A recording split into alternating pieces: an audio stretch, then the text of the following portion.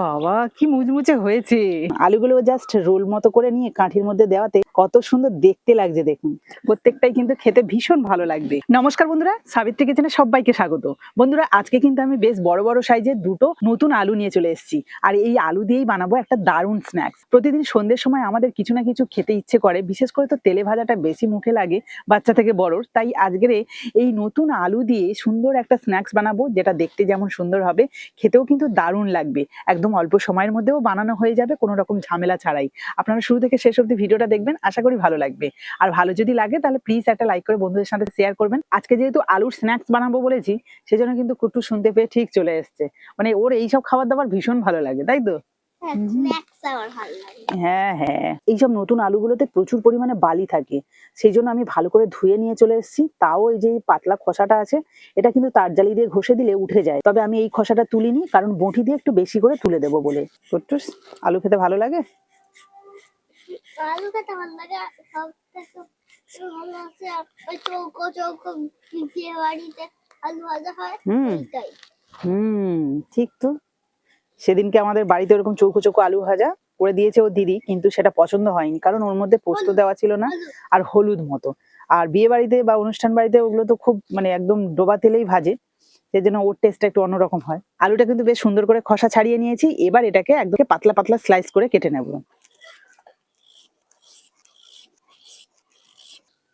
একটা আলুতে কিন্তু অনেকটাই হবে, আমি পরে দেখাচ্ছি আপনাদের। একটু কেটে নিই। এই দেখুন, একটা আলুর অর্ধেকটা মতো কেটেছি। আর কিভাবে স্লাইস করেছি একটু দেখুন। আমরা যেমন আলু চিপস বানাতে গেলে যেমন ভাবে পাতলা পাতলা করে কাটি, ঠিক তার থেকে একটু মোটা করেছি। কোনো অসুবিধা নেই, এটাতেও আমার খুব সুন্দরভাবে এই স্ন্যাক্সটা হয়ে যাবে। তবে দেখুন কতগুলো পিস হয়েছে একটা আলু থেকে, মানে একটা আলুর আবার অর্ধেকটা। এই দেখুন এতটা কিন্তু রয়েছে। আমি এটাকেও একইভাবে কেটে নেব। তো এখানে কিছুটা জল রেখেছি, জলের মধ্যেই ডুবিয়ে রাখবো। আপনারা চাইলে কিন্তু একটা যদি এরকম বড় আলু হয় তাহলে সেটা দিয়েও বানাতে পারেন, অনেকটাই হয়ে যাবে।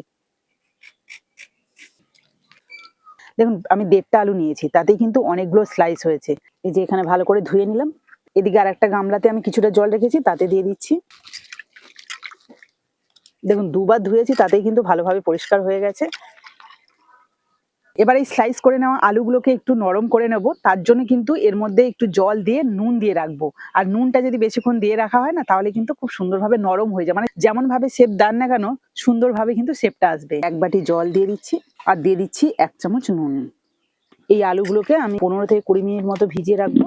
আচ্ছা, এদিকে যতক্ষণ আমি নুন জলের মধ্যে আলুগুলোকে ভিজিয়ে রাখছি, ততক্ষণে একটা মিশ্রণ তৈরি করে নেব। তার জন্য একটা বড় থালার মধ্যে নিয়ে নিচ্ছি 3 চামচ কর্নফ্লাওয়ার, 2 চামচ চালের গুঁড়ো, 1 চামচ ময়দা, অল্প দিয়ে দেবো কাসুরি মেথি।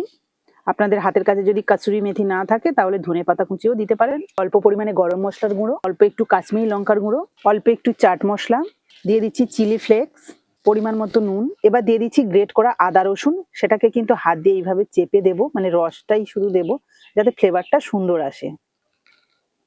এবার সবকিছু ভালো করে মিশিয়ে নেব। আর এরকম কিন্তু এগুলো শুকনো থাকবে। মিশ্রণটাকে সাইডে রেখে দিয়ে আমি কয়েকটা কাঠি কেটে নিয়েছি। আর এগুলো কিন্তু নারকেল পাতার কাঠি। এই দেখুন আমি একটা মিডিয়াম সাইজ করে কেটে নিয়েছি। আপনারা চাইলে কিন্তু টুথপিকও ব্যবহার করতে পারেন, অথবা মালাইকারির জন্য চিংড়ি গাঁথার জন্য যে কাঠিগুলো হয় না, কিনতে পাওয়া যায়, সেগুলোও ব্যবহার করতে পারেন। তো হাতের কাছে যেগুলো থাকে সেগুলো দিয়েই তো আমি রান্নাটা করি, তাই আমি এখানে নারকেল পাতার কাঠি নিয়েছি। প্রথমে দেখে নেবো আমি আলুগুলো নরম হয়েছে কিনা।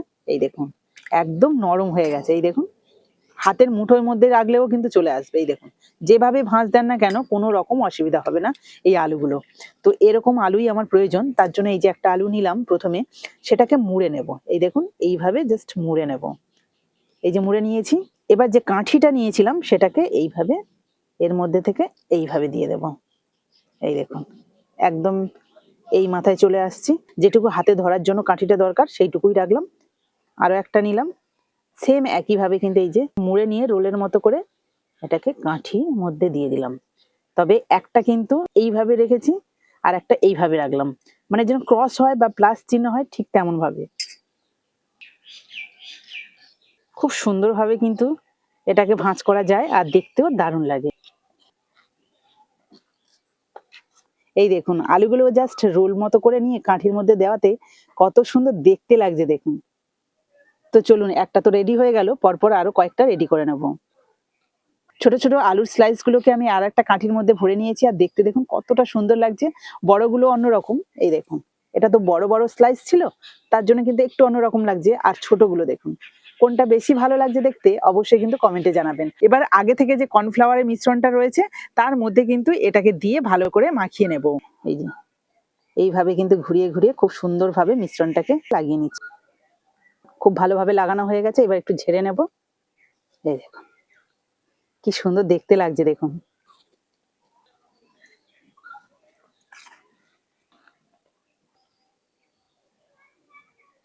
দেখুন সবগুলো রেডি করে নিয়ে উনুনটাও ধরিয়ে নিয়েছি।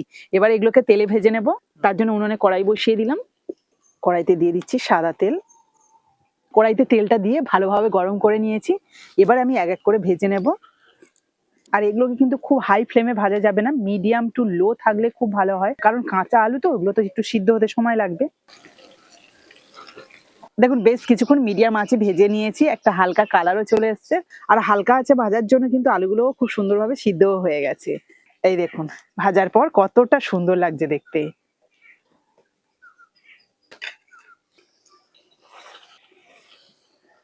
দেখুন পরের তিনটেও বেশ সুন্দর করে ভেজে নিয়েছি, এগুলোকেও তুলে নেব।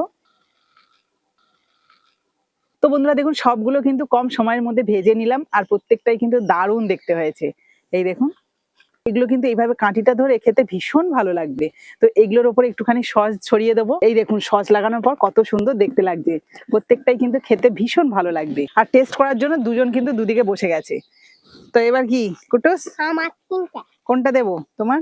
এনা এনা এনা, দু হাতে ধরো, দু হাতে ধরো।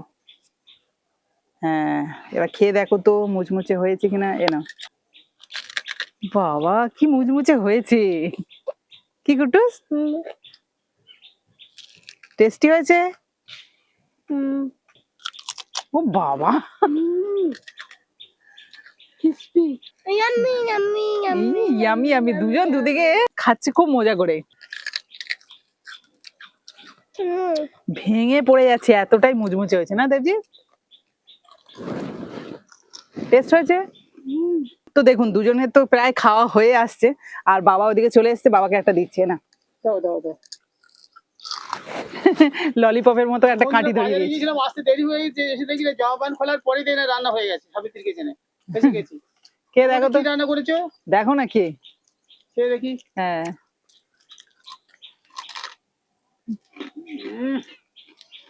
খুব মুচমুচে,